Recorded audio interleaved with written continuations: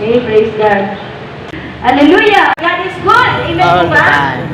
Praise God! So, salamat sa Panginoong Diyos ng buhay dahil tunay nga po na ang kaligtasan ay hindi po tumitigil ng ating Panginoong Diyos na abutin ang maraming kaluluwa, okay, ang mga lugar-lugar, okay. Maybe, God willing, sa Wednesday, I will be in Kaingin, Bukawi, dahil mahal po ng Diyos ang Kaingin. Mahal po ng Diyos ang Bukawi. Amen po ba? Amen. Okay, I remember no si Mama Lolet, ipag-pray po namin may sakit siyang gagawin ba? Ano niyo, ang gamot ay grasya po yan ng Diyos. Alam ko may faith tayo, may pananampalataya tayo sa Panginoong Diyos. Ang gamot ay para po yan sa lahat. Pero ang himala ay para po sa pananampalataya. Amen po ba? Palagpakan po natin Diyos. Again, liliwanagin ko po. Ang gamot ay para sa lahat. Pwede po ng believer at saka non-believers. Pwede po tayo dyan. Okay? So, pero ang himala ay para lang po sa mga manampalataya. Okay? Kaya kung gusto at nais natin at ibig na tayo po ay mabubuhay sa himala. Kasi meron po tayong Diyos ng himala. Amen po ba? At sa Kanya ay walang imposible. Amen po ba? Amen. Ang Diyos po natin ay sa Hebrews 13 verse 8, hindi po siya nagbabago. Siya po ang Diyos noon, siya po ang Diyos ngayon at magpakailan-kailan pa man. At siya po ay mabuting Diyos, mapagmahal na Diyos. Hindi po siya sa listang Diyos, hindi po siya nananakit, hindi po siya nagbibigay ng kalungkutan. Amen? Hindi po siya nagbibigay ng kabigatan sa buhay. Hindi po siya nagbibigo. Amen po ba? Bagos lahat po ng pangako ay kanyang pong tinutupad sa kanyang mga anak. Amen po ba? Ang nagsisigaw po na nagbibiguin po tayo, lahat ng tao sa buong mundo ay si Satanas. Sa John 10:10, okay, the thief cometh, okay, para daw po ay magnakaw, no? Magnakaw, pumatay at magwasak. Amen? To kill, to destroy. Okay, yun po yung kaaway natin si Satanas. Kaya kung ang sambahayan mo ay magulo, tsak po yung Satanas nandoon. Kung ang buhay mo ay magulo, tsak yun ang kasama mo si Satanas. Napokontrol niya buhay mo. Kung ang buhay mo malungkot, tsak yun si Satanas. Kontrolado ka ni Satan. Amen po ba? Kasi po ang Diyos ay mabuti. Amen? Ang Diyos po ay nagbibigay ng kagalakan, hindi kanya pinapalungkot. Amen? Ang Diyos po ay mabuti, binibigyan kanya ng kapayapaan, hindi kanya po ginugulo. Ang Diyos po ay nagpapagaling, kaya hindi siya nagbibigay ng sakit at karamdaman. Amen po ba? Hello? Sino po ang author ng lahat ng pangit ng kagagawa ng ating buhay? Si Satanas. Kaya nga si Satanas ay buhay at ang kanyang mga demonyo ay buhay. Amen? Sila po ay nagsadaya, nagluluko, no? Sila po ang nagtulog sa mga disgrasya sa daan. Kaya may mga nadidisgrasya. Amen po ba? Si Satanas po, ang father of drug addiction. Amen po ba? Mga pagnanakaw, mga bishop kasalanan, mga pagsusugal. Amen? Mga kaguluhan sa ating tahanan ng bayan, ng barangay. Amen? Si Satanas po ang author niyan. Mga pagpatay. Amen? Mga pagmumura, pagsisinungaling, mga pandaraya, yung mga chismisa na yung pagnirampuri, mga paglilibak. Amen po ba? Hello? Lahat po ng kasalanan na nagagawa ng tao, ang pinaka-author na yan ay si Satanas. Amen? Pero, ang Diyos po ay mabuti. Ang lahat ng tao na kanyang minamahal, lahat po ng tao ay dinahal ng Diyos. Kaya nga po ang mga lugar-lugar ay pinapuntahan. Amen po ba? Na mga lingkod ng Diyos dahil ang mga lugar na ay mahal ng Diyos. Dahil lahat ng tao na pinibiktima ni Satanas ay nais po ng Panginoong Diyos na palayain. Amen? Dahil hindi po tayo nilikhat nilalang ng Diyos para maging malungkot. Amen. Naniniwala ka ba ron? Hindi po tayo nilalang at nilikha ng Diyos para maghirap, magkasakit. Amen po ba? Hindi po tayo nilalang at nilikha ng Diyos para po tayo po ay talunan, lagi umiiyak, tayo nabibigo. Hindi po tayo nilikha ng Diyos para po Maghihirap ang ating mga buhay dito sa lupa. Amen. Kasi kung ganun pong klase ang Diyos na tagapaglikha natin, iwag na lang. Pero meron kasing Diyos ng mundong ito. Ama, siya ng kasinungalingan. Ama, siya ng mga kasalanan. Amen. Siya ay si Satanas. Amen. Dalawa po, Ama. Ama si Satanas, sa John 8:44. Ama po siya ng kasinungalingan, ama po siya ng kasamaan. Hello. Pero meron po tayong amang Diyos na banal. Sa ngalan ni Jesus, siya po ang mabuting Diyos. Amen. At siya po ang Ama na ating kilalanin. At siya po ang ating sasabay. Siya po ang ating pagkinturan. Magmula ngayon hanggang habang tayo nabubuhay, siya po dapat ang ating pumulahin sa ating buhay. Amen po ba? Dahil itong lahat ng ginagawa ni Satanas sa ating buhay, ang amang Diyos, sa ngalan ni Jesus, ang tatapos nitong lahat. Amen! Hello! Kaya ang pagpunta po natin sa Panginoon, ang katapusan ng kamatayan ng gawa ng kasamaan. Hello! Amen po ba? Hello! At pagkatapos na, makakaramdam ka na po ng kapayapaan at kagalakan. Amen po ba? Hello! Yan po ang pangako ng ating amang Diyos na sa Acts chapter 2:17 downwards, ang sabi niya, in the last days, I will pour out my spirit upon all flesh. Sa huling panahon, ibig sabihin kung narito ka, nabuhusan ka ng Espiritu ng Diyos. Amen? Kalabitin mo yung katabi mo, kaya ka narito dahil nabuhusan ka ng Espiritu ng Diyos, mahal ka ng Diyos. Amen po ba? In the last days, I will pour out my Spirit upon all flesh. Lahat ng laman, upon all flesh, kaya lahat ng mga babae at lalaki na makarating sa lugar na ito, salamat sa Panginoong Diyos, mahal kayo ng Diyos. Amen po ba? At nais niya na tapusin ang lahat ng kabigatan ng inyong mga buhay at tatapusin po yan ni Jesus dahil dumating ka na sa Kanya. Amen. Amen? Praise the Lord. Pangawagan lang po natin ang pangako ng ating Panginoong Diyos sa buhay. Alam nyo, sa Biblia, meron tayong mga Bible dyan, no? Sa Biblia po, maraming pangako ang Diyos. Isa po dyan ay gaganamin po niya sa ating buhay. There are 3,000 God's promises in the Bible. Makuha mo man lang ang 100, may tunay ka bang kukunin? Amen? 3,000 God's promises in the Bible. At lahat po yung 3,000 ay para po yan sa ating lahat. Amen? Hello? Kaya patuloy lang po tayong magpatuloy sa Panginoong Diyos sa buhay at malalaman po natin gaano kabuti ang Diyos. Amen. Amen po ba lalo ngayon? No? Na ang mundo ay punong-puno ng kasamaan, kalungkutan, no? Punong-puno ng kasalanan. Ang mundo ngayon, ang sistema ay puro para sa sarili. Amen. Paano magkaroon ng bahay, lupa. Wala pong masama rito, magtapos sa pag-aaral. Ang mundo po, ang sistema po ng mundo ay paano po magkaman ng maraming salapi. Amen po ba? Para sumikat umanyan, no? Para po ay marami po siyang makamit sa buhay na ito. Amen? Lupa, bahay, kotse, karangalan, popularity, fame, fortune. Yan po ang tao ngayon, sistema ng mundo. Pero, alam niyo po ba, mali. Kasi po kaya po tayo nilalang ng Diyos sa Matthew 6:19-20. Kaya po tayo ay dilikha ng Diyos. Kasi po, pinapagather po niya tayo ng treasures in heaven.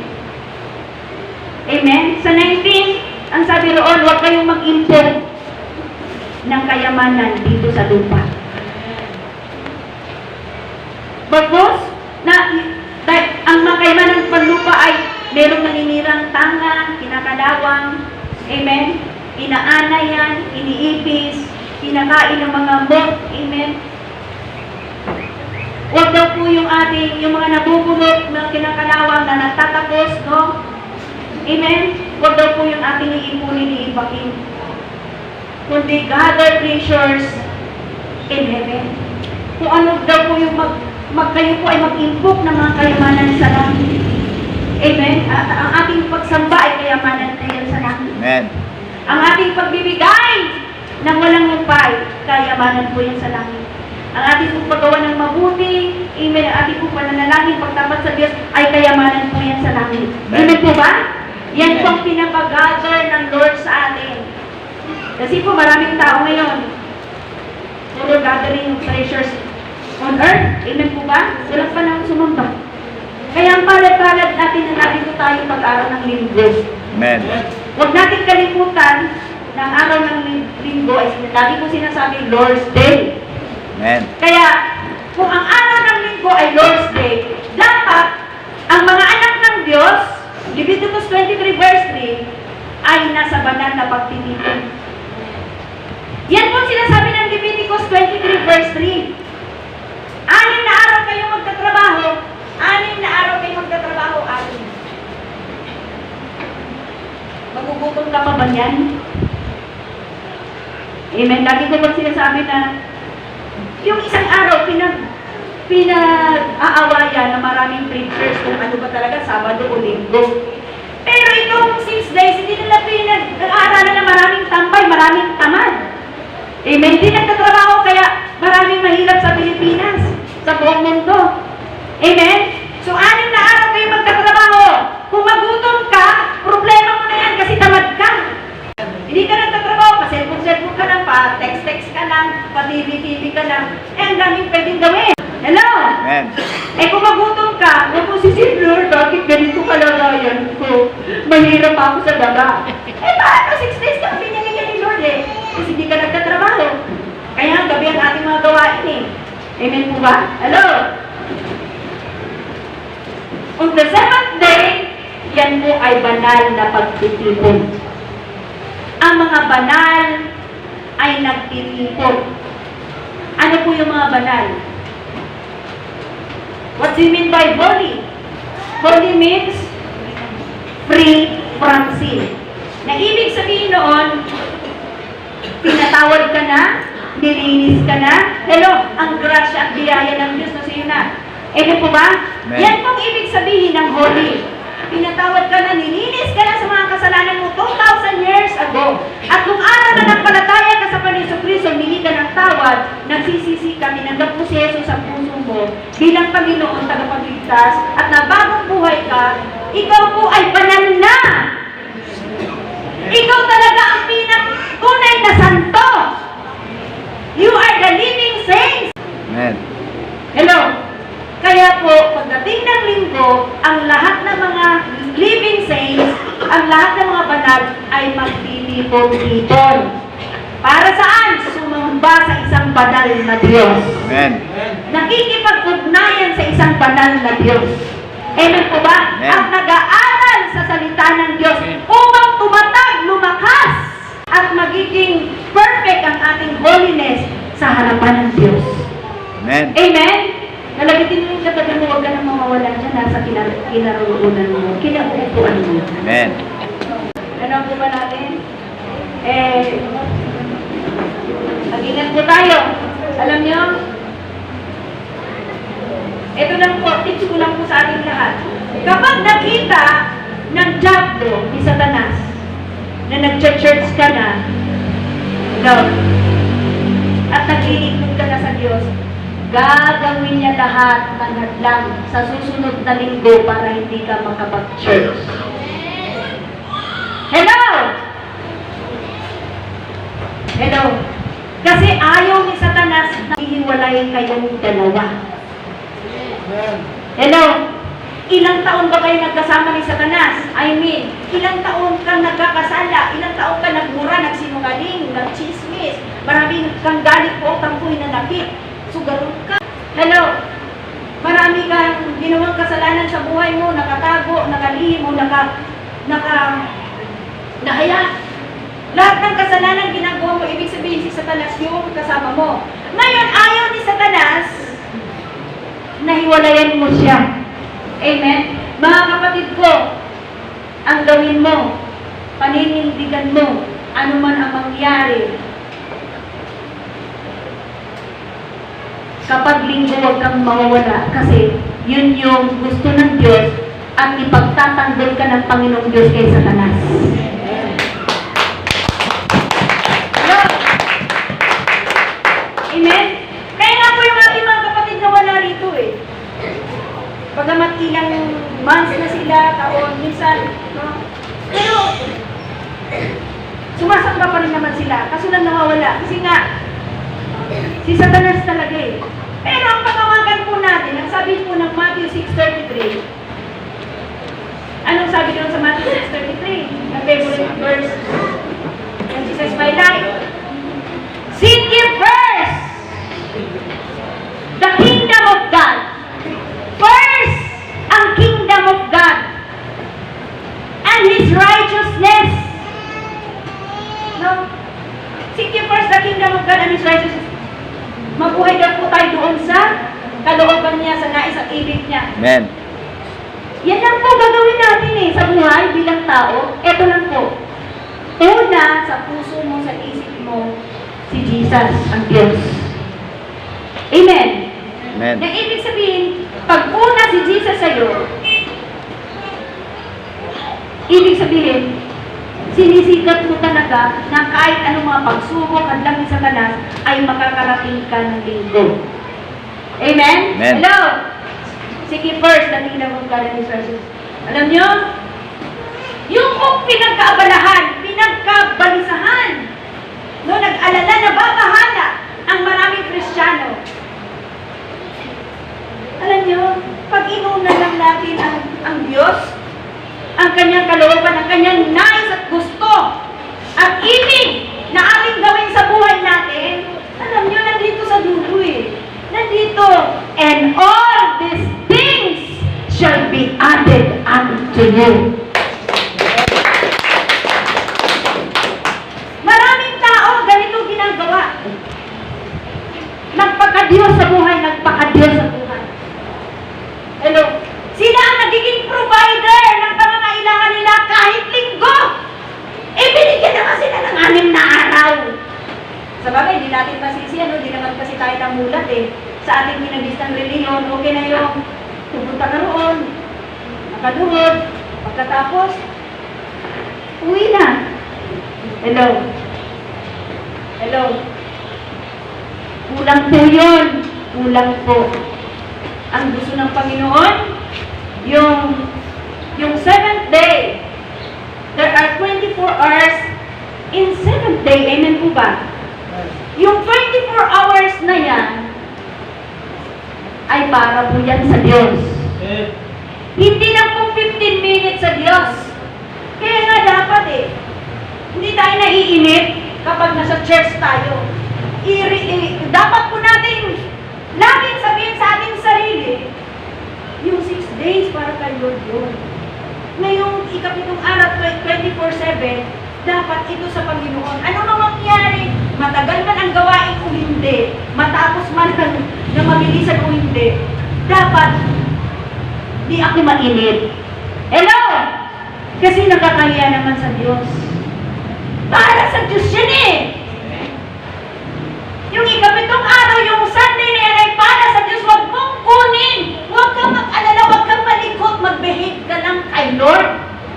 At pag nakita ng Diyos yung behavior mo, yung character, yung attitude mo, na binibigay mo talaga sa Kanya yung Sunday na yan, hindi ka naiinip sa pakikinig. Hello? Pati yung gutom mo. Mag-almusal kayo bago kayo pupunta rito. Kahit gutom natin, sanay tayo kumain ng the earlier 12. Amen po ba? Paano yung gawain natin hanggang 12? 3 hours lang po yan sa 24. Amen? Hindi nga, may taka-taka naman ng church doon. Maraming Kristiyanong nagre-reklamo.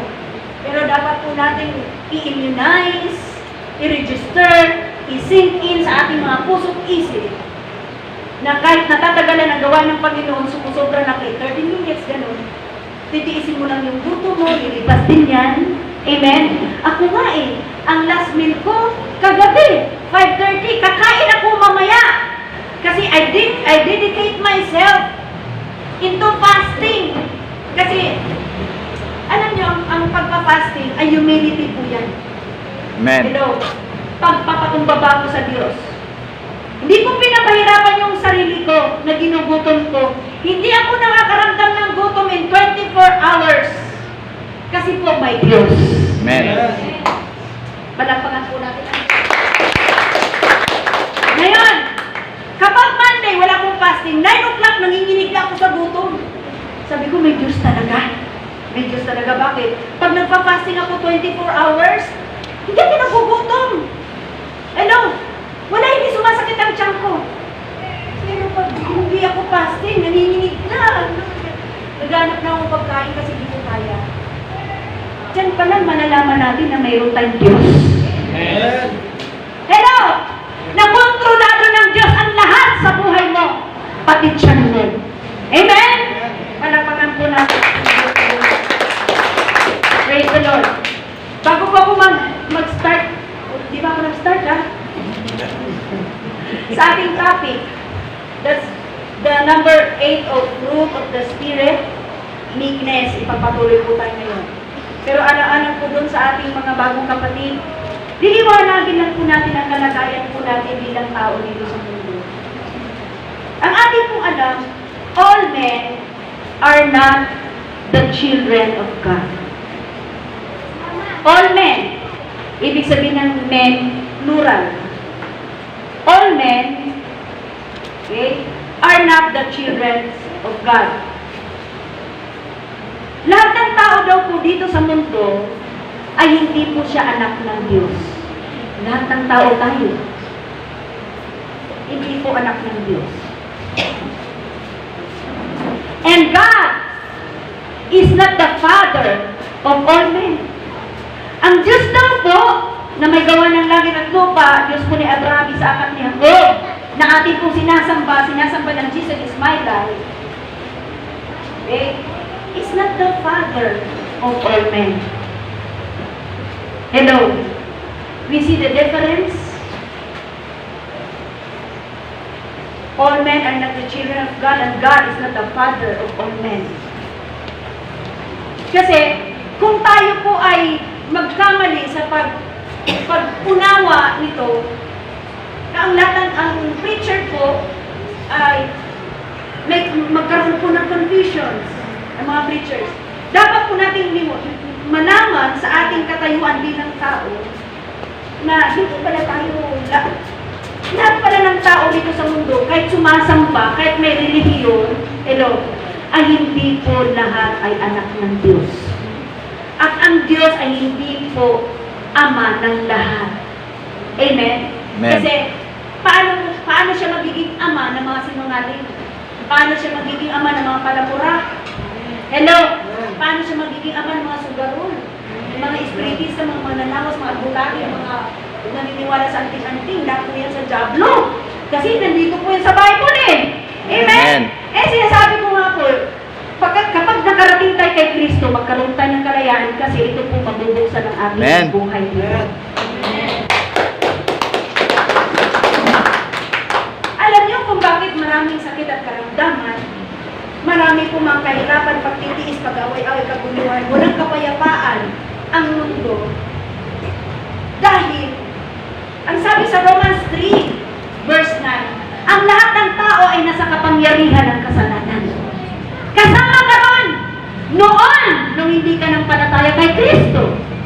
Amen? Pero nung napalataya kay Kristo, the day na you have faith in Jesus Christ, wala ka na doon sa kapangyarihan ng Satanas. Amen. Ikaw ay malaya na. Amen. Amen po ba?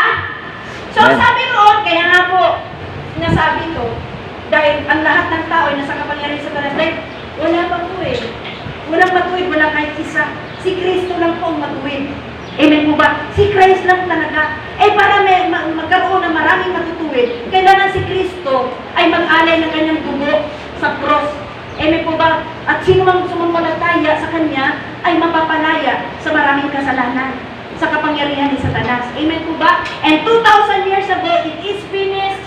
Ang sabi ko, John 19:30, it is finished. Tapos na. Pinatawad na tayo, nilinis na tayo, pinagaling na tayo ni Kristo. Hello! Hello! Amen. Tapos na po yun. Ang gagawin ko ngayon ng lahat ng tao ay manampalataya kay Kristo, magbagong buhay. Yun na lang po ang kanyang gagawin susunod kay Kristo. At ang tagumpay ng buhay ay ating makakaptan. Amen. Amen po ba? Nanonood pa natin. Ngayon, all men are not the children of God and God is not the father of all men. Okay? Sinabi ko kanina, paano siya magiging ang Diyos na banal, malinis, walang kasalanan? Paano siya magiging ama ng makasalanan? Hindi po pwede. Amen po ba? Amen. Ngayon, paano, hindi po tayo magiging anak ng Diyos? Kung yun nga, ang Diyos ay banal tapos ay makasalanan. Amen po ba? Kaya ang hindi po lahat ng tao ay anak ng Diyos. Kailan po tayo magiging anak ng Diyos?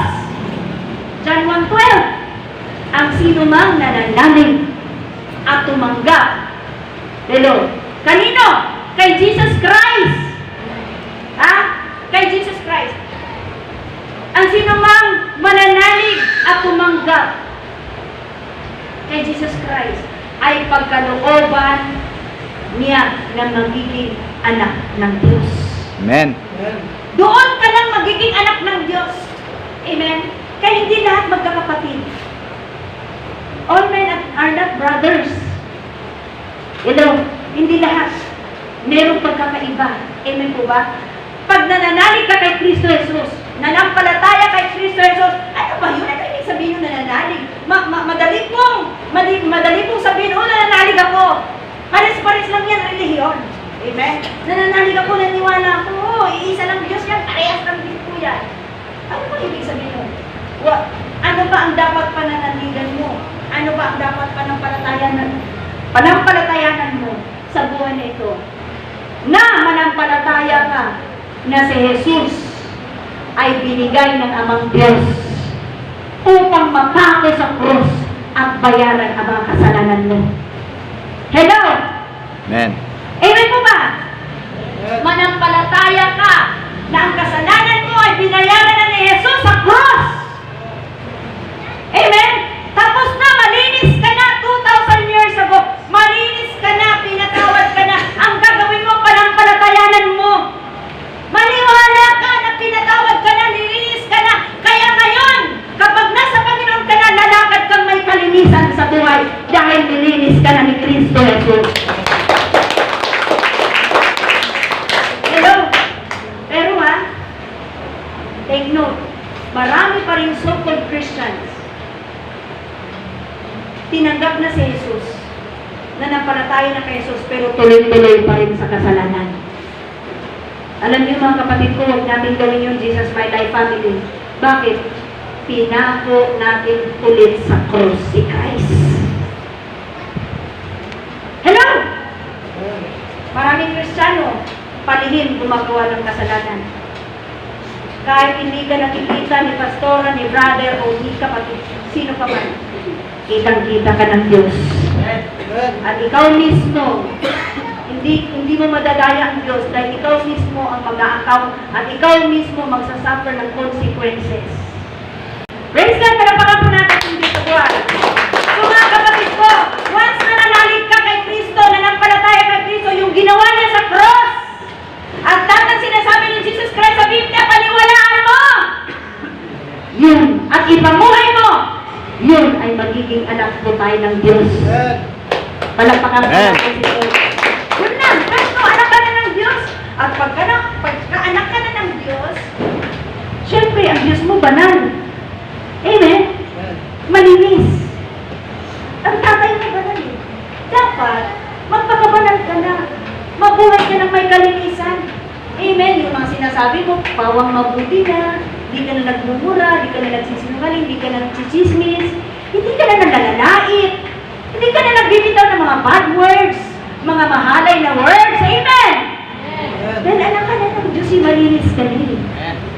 Sa isip, ito, madali itong mag-fabricate ng masama. Amen? Pag ipasawa, wala pang, may kartsyan. Yung kaibigan mo na po, yung kaibigan mo na. Ito, mabilis mag-fabricate. Ano mang ini-inject ni Satanas? Kasi, alam nyo, mind is the part of the soul. Ang soul natin ang kinukuha ni Satanas. Kaya ang mind natin is the part of the soul. Kaya ito yung kanyang dinadaya, ini-inject ng mga masasama. Kahit anong i-inject ni Satanas dyan, dahil anak ka na ng Diyos, pilitin mong maalis in Jesus' name. Amen. Linisin mo yan. Huwag mo hayaan na yung kaisipan mo, dahil anak ka na ng Diyos ay magiging marumi. Dahil sa kanila, sila dapat ang magsasuffer ng kanilang karumihan dahil sila yon. Ikaw, linisin mo lang palagi kaisipan mo. Ngayon kung masama sila, pahala si Lord sa kanila.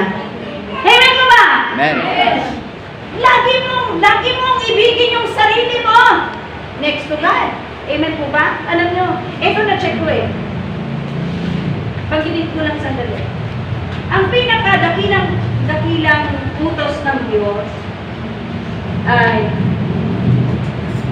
iba yung commission na commandments ng Diyos. Ang pinakadakilang commandment ng Diyos ay Mark 12:30, mahalin mo ang Diyos ng buong puso, buong isip, buong kaluluwa, buong lakas. Amen po ba? Matagal na po natin narinig yan. Na ibig sabihin yung buong puso mo sa Diyos, yung buong isip mo sa Diyos, yung buong lakas mo sa Diyos, yung buong kaluluwa mo ay sa Diyos. Amen po ba? Amen. Kailangan po natin lakaran yan at gawin sa ating buhay, maganap sa ating buhay. Dahil dinidiman po yan ng Diyos, lagi kong sinasabi. Dinidiman po ng Diyos na mahalin mo siya ng buong puso, buong isip, buong lakas, buong kaluluwa. Ibig sabihin yung buong buhay mo, habang nabubuhay ka ay para sa Diyos. Amen. Wala kang karapatan sa buhay mo. Bakit wala kang karapatan sa buhay mo? Nakasanla nga yung kaluluwa mo sa impyerno, di ba? Dahil makasalanan ka. Tinubos na Yesus sa krus ng Kalbaryo. Ang nakasanla ba, pag iba ang nagtubos, ikaw pa rin may-ari?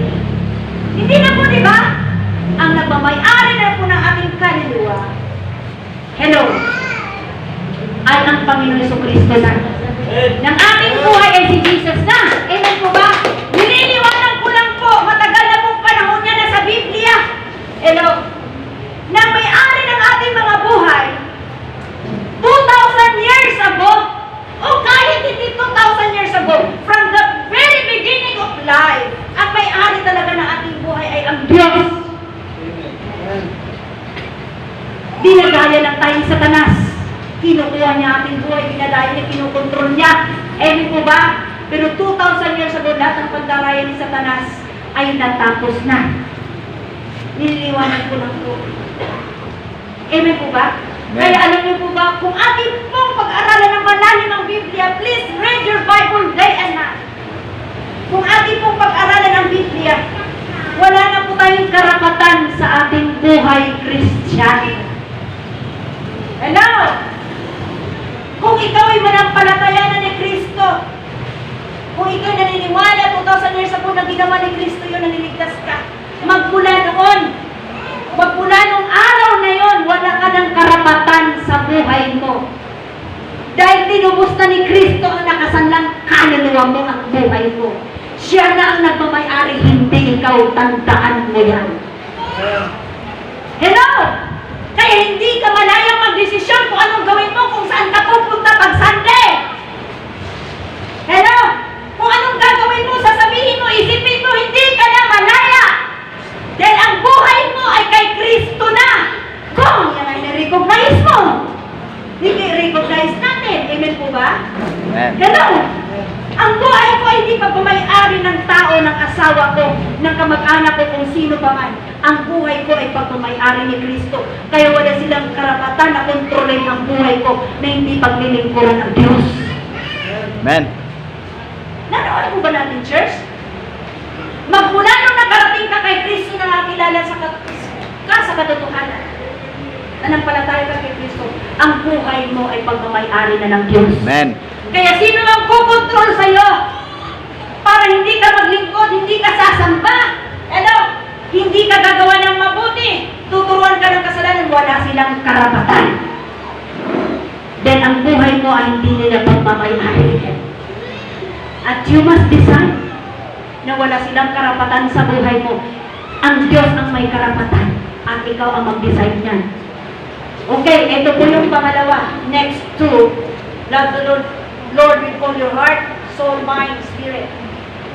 Strength, I mean.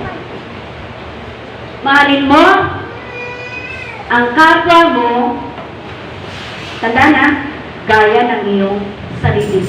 That's number 2. Yung 10 Commandments ay napaloob dyan sa dalawa. Pero still, the 10 Commandments existed. Amen? Ngayon, mahalin mo ang kapwa mo gaya ng sarili mo.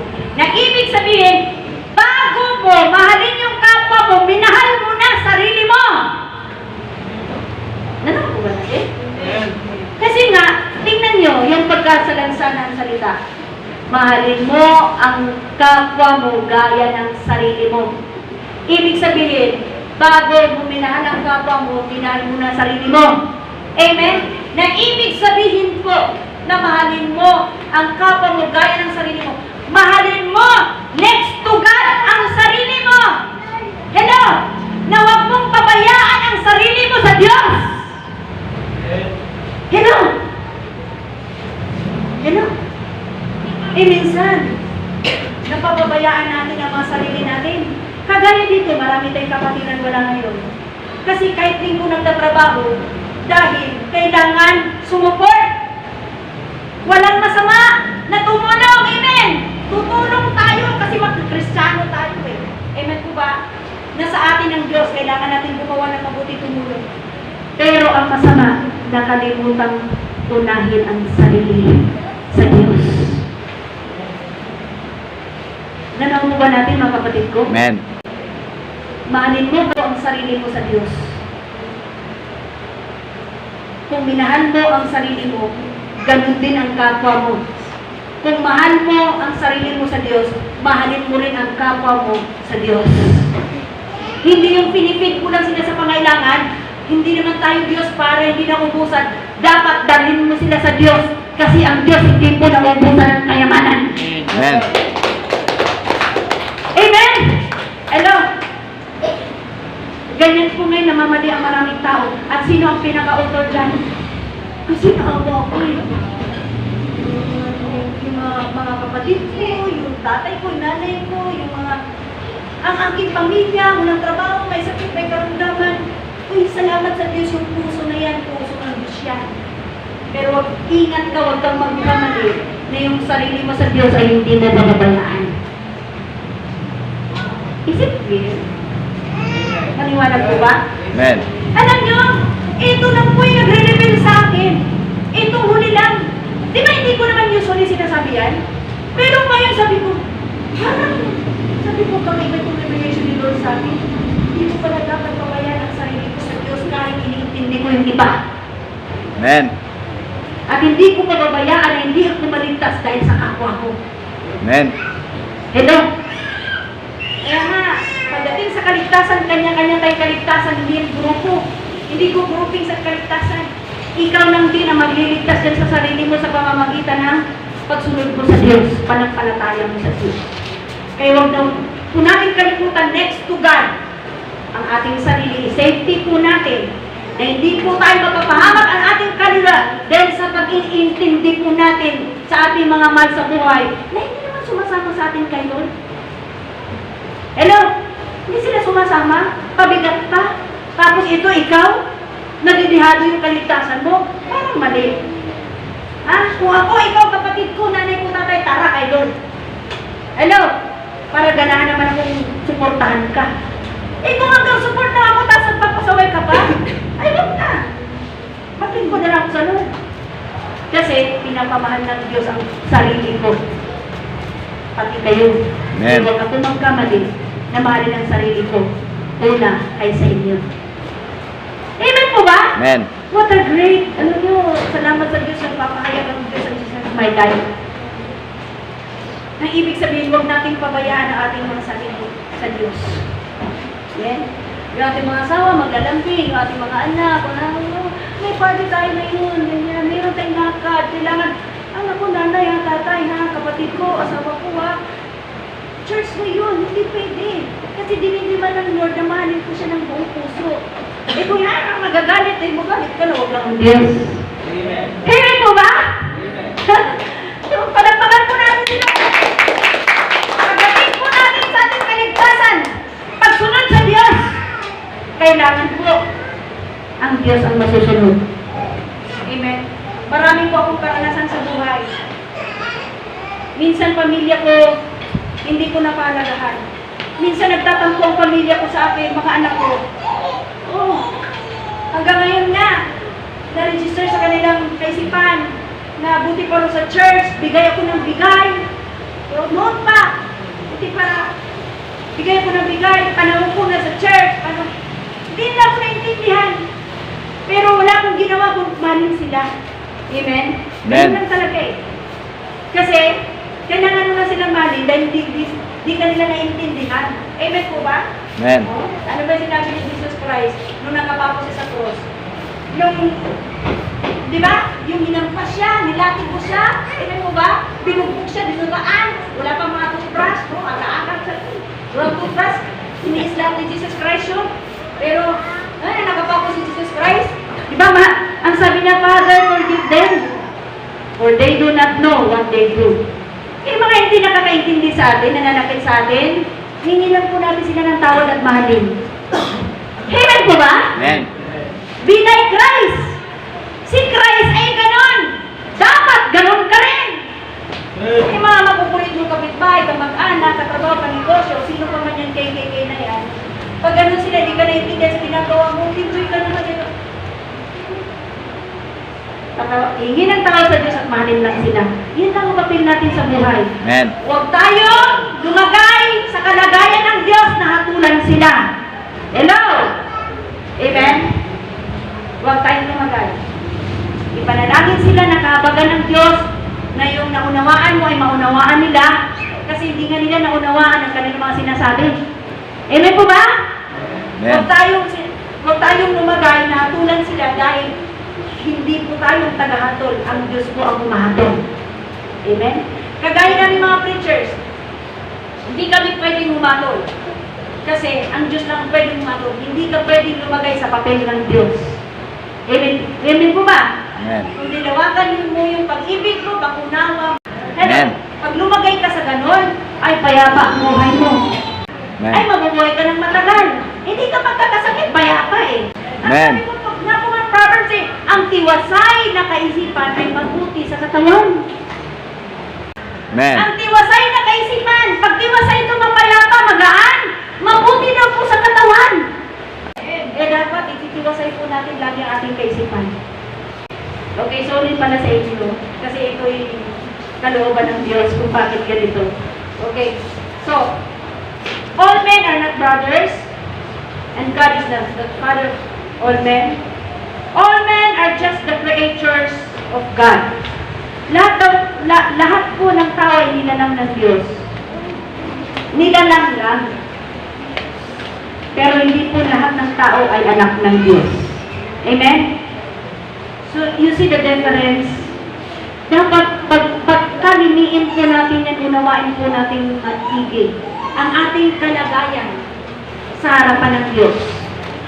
Na tayo pala ay mga anak ng Diyos, sila ay mga anak ni Satanas. 1 John 3:8, ang sabi roon, ang nagpapatuloy sa pagkakasala ay anak ng Diablo. Kaya nga all men are not the children of God. Kasi, ang lahat ng anak ng Diyos ay hindi pwedeng nagpapatuloy sa kasalanan. Amen. Talikuran, putulin, iwanan. Amen po ba? Amen. Kasi daw po, again, 1 John 3:8, ang nagpapatuloy sa kasalanan ay anak ng Diablo. So, merong anak ang Diablo, merong anak ng Diyos. Ang anak ng Diyos ay yung pong tumatalikod, pumutong nag-iwan ng kasalanan. At nanampalataya sa Panginoon Kristo, amen po ba? Yung anak naman po ng Diablo ay nagpapatuloy sa kasalanan at walang panampalataya sa Diyos. Kasi kung may panampalataya sa Diyos, hindi sana siya mabubuhay sa kasalanan. Nanoon po ba natin mga kapatid ko? Kaya lahat ng taga-Jesus is my life. Ay dapat, kung alam mo ang kasalanan, sa isip, sa salita, at sa gawa, putulin na, layuan na, iwasan na. Amen po ba? Hello! Ang ini-encourage ko po ang lahat ng mga hindi kasal na nandito ngayon ay magpakasal na po kayo para lumaya po kayo sa espiritu ng pagkikiakil. Kasi po, kasama po po yan sa pag-aayos ng buhay. Amen. At sinabi ko nga po, yung pagkasal po ay libre. Nag-o-offer na po tayo para maayos lang kayo sa harapan ng Diyos. Amen. Mag-iwalay pa ba kayo? May anak na kayo, mag-iwalay pa kayo? Kasi hindi sumasama sa church eh. Hayaan mo na! Ngayon nga, kaysa naman hindi ka maayos sa harapan ng Lord, iligtas mo yung sarili mo. Amen po ba? Kung gusto mong iwalayan para magiging malinis ka sa Lord, gayon na! Para magiging malinis ka kung ayaw mo sa Kanya. Pero kung hindi kayo walay, magpakasal ka na. Amen. Nagawa po ba natin? Kasi, huwag tayong abutan na tayo po ay nagkakasala ng fornication. Sex outside of marriage is a sin. Either you are committing adultery or fornication. Hello? Kaya nga po, nag-offer 2024, please, December, mag-i-expire na po ang aking lisensya sa pagkasal. Wala pa ako nakakasal. Salamat sa Diyos, wala pa mga single na nagpapakasal. Pero yung mga nagsasama na, please, magpakasal na kayo, libre po ang kasal sa Jesus is my life. Please lang, sabi ko, pag yan, loobin ni Lord, nagbabayad tayo dyan. Magbabayad lang tayo, wala namang nag-ayos ng buhay. Kagaya nung doon, hindi ko na i-mention. Hoy, magpakasal ka na, kapatid. Babalik na si Lord sa kanyang kalagayan. Kasi, ang papel ng mga lingkod ng Diyos, ayusin ang inyong mga buhay. Amen po ba? Amen. Kung sabi niyo, kasi ano eh, kasi, natuklasan ko kasi siya na, may anak pala siyang dalawa. Nung nagsama na ako, nabuntis ako, hindi man na niya sinabi na meron na siyang anak. Ito lang. Nakadalawa na silang anak. Ito ko lang nalaman na meron pala siyang anak na dalawa. Kasi, naku, dahil sa ganun, sabi niya ganun, hindi na ako pakasal. Ganyan ba desisyon mo? Sige. Umiwalay ka sa kanya. At bibigyan kita ng space doon sa church para maayos lang yung buhay mo. Sabi kong gano'n. Nakikinig po ba tayo?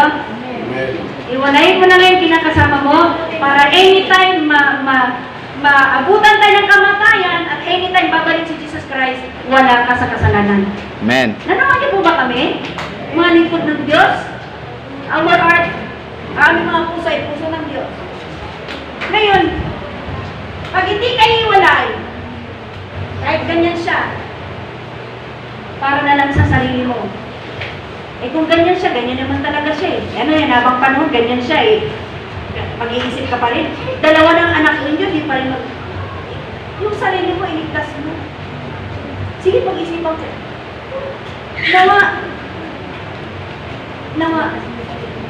Mapag-isipan ng maayos. No? Mag-iwalay pa ba kayo? Alam niyo, pag nag-iwalay kayo, yung mga bata, yung kanilang mental health, maapektuhan. No?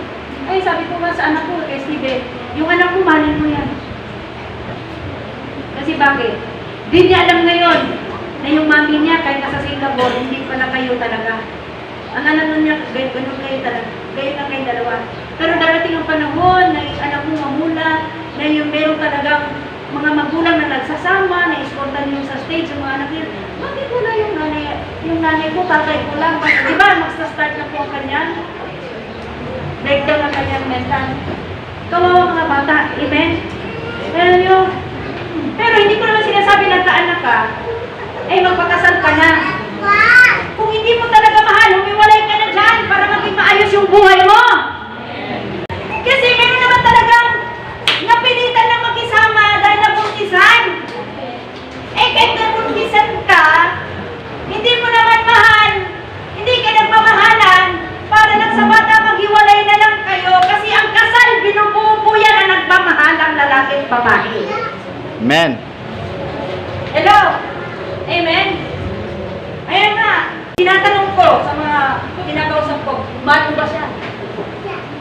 Kasi pag hindi mo siya mahal, at nagkaanak ka na, huwag na. Kasi ang kasal, banal yan, sagrado yan. Ang kasal ay nangyayari at nagaganap po yan sa dalawang taong nagmamahalan.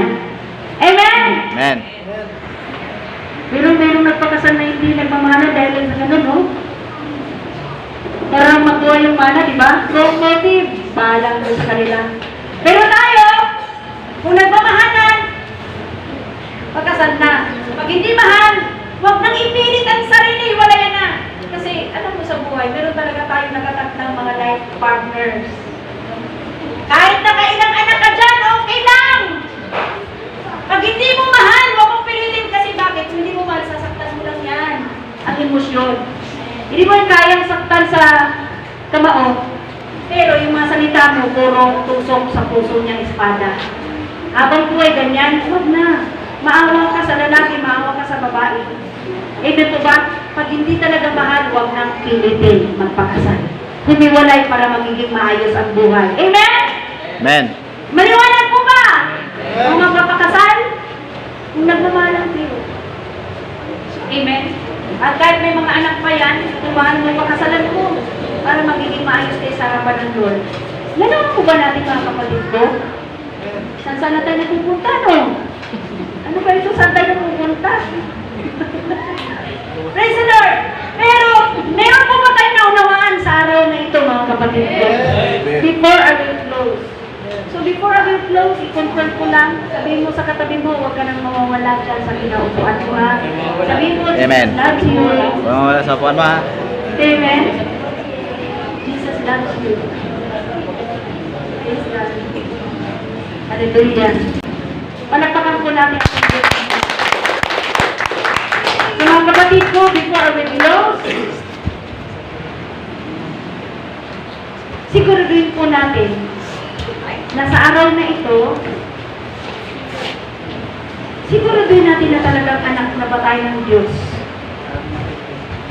Make it sure. Kasi pag anak ka na ng Diyos, sa John 8:34 pababa, magiging tagapagmana ka na ng kayamanan ng Diyos. Amen. Partakers ka na! Tagapagmana ka na! Once wala kang pera, hingin ka ng Diyos ang pera, bibigyan ka niya! Ang daming taong gagamitin niya para magkaroon ka ng pera. Amen? Amen. Kung wala kang ulam, mananalangin, Lord, wala akong ulam. Mamaya yung kapitbahay mo kumakatot, nagbibigay na ng ulam. Maraming ano yan. Nangyari na yan. Amen? Natandaan niyo po ba yung kwento ko? Walang ulam yung mag-asawa.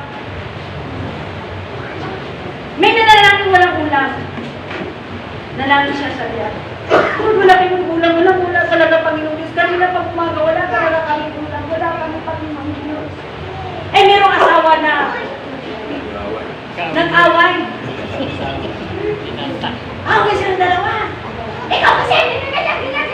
Eh, babae. Sabi ng asawang lalaki, tumigil ka na! Kasi nag-iinit ng ulo. Ulo ng lalaki. Hindi ka matitigil! Ikaw, hindi ko alam paano pinag-awayan nila. Ayaw ko talaga tumigil ang ulo na nakita niya isang malaking corn beef na Argentina. Ayaw ko talaga tumigil! Ay! Ayun na nalalangin nandoon sa anong kabilang kwarto. Lumusot yung corn beef. Raisin. Ang sabi nung lalaki, thank you, Lord! Napakabuti mo! Nakikala ka! Ganun lang yan, pero harap niyo kapatid ko. God answers prayer. That is the point there. Amen. Hindi po ba? Kasi nga po ang Diyos ay sumasagot sa kadalangin ng kanyang mga anak. At ngayon, ay na-confirm mo talaga sa puso mo, ay nagiging anak mo. Kagaya ng sa sa santol natin mga kapatid. Sabi ni Sir, kaya kung niya ko nagkamali, Panginoon, wala kaming ulam. Wala kaming ulam. Aba, mamaya-maya, kung niya ko nagkamali, yung pusa may dala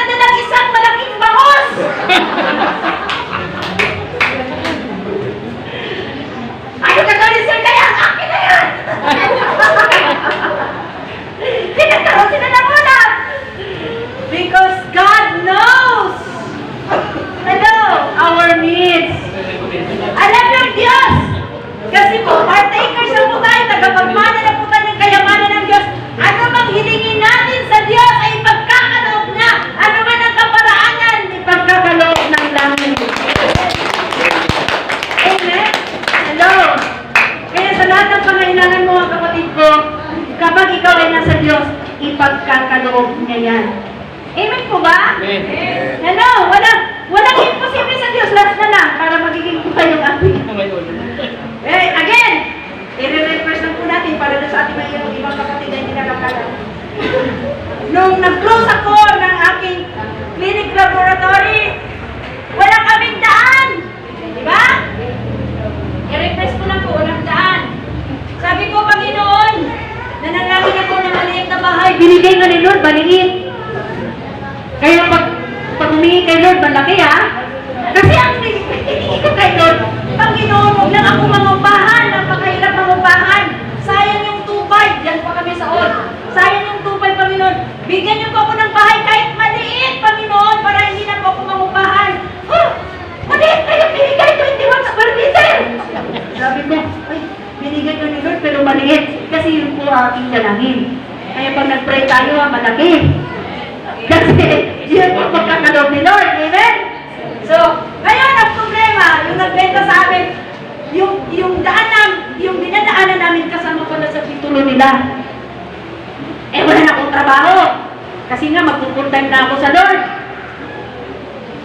Eh di ngayon, binibenta ko, wala namang bumibili kasi walang daan. Eh di ang sabi, ang ginagawa ko na lang habang nagwawalis ako doon sa area na yun, sabi ko, Lord, sinabi mo anong apakan ng aking mga paa. Ibibigay mo, Panginoon Diyos.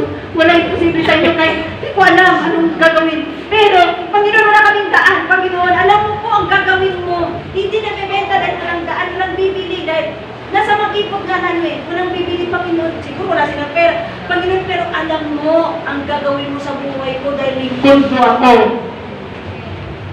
Panginoon, alam ko wala kang pinabayaan na anak mo, lalo mga lingkod mo. Yan ang sinasabi ko kay Lord. Basta araw-araw ng buhay ko, I possess this na natin.